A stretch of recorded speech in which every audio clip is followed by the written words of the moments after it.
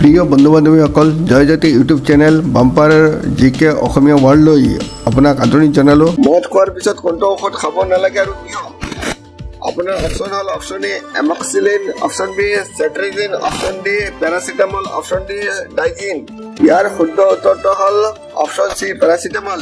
বন্ধুসকল, আমি মদ খোৱাৰ পিছত পেৰাচিটামল টেবলেট খোৱাৰ পৰা বিৰত থাকিব লাগিব, কাৰণ মদ আৰু পেৰাচিটামল হজম কৰিবলৈ আমাৰ শৰীৰত যিটো এনজাইমৰ দৰকাৰ হয় সেইবোৰ এনজাইম একে ধৰণৰ। গতিকে এই দুটা লোৱাৰ মাজত কমেও 6 ঘণ্টাৰ ব্যৱধান থাকিব লাগে। নেমুৰ সৈতে কোনটো খাদ্য খালে আপোনাৰ মৃত্যু হ'ব পাৰে আৰু কিয়?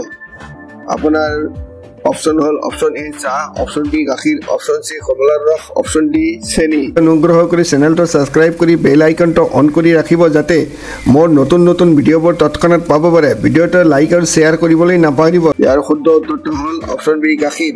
বন্ধুসকল, নেমুৰ লগত গাখীৰ খোৱাটো সম্পূৰ্ণ নিষিদ্ধ। গাখীৰত নেমু যোগ কৰিলে আমি জানো যে ই জমি যায়। তদুপৰি গাখীৰত আটাইতকৈ লেহেমীয়া হজম হোৱা প্ৰটিন থাকে। কমলা অথবা নেমুৰ দৰে টেঙা খাদ্যত ভিটামিন চি আৰু চাইট্ৰিক এচিড থাকে।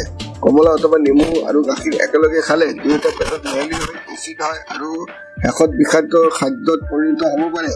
ইয়াৰ ফলত অধিক এচিড গঠন, হাৰ্টবাৰ্ণ, পেটৰ বিষ আৰু এলাৰ্জি বৃদ্ধি হৈ মাৰাত্মক ৰূপ ধাৰণ কৰিব পাৰে। ভিডিঅ'টো লাইক আৰু শ্বেয়াৰ কৰিবলৈ নাপাহৰিব। ভিডিঅ'টো চোৱাৰ বাবে অশেষ ধন্যবাদ।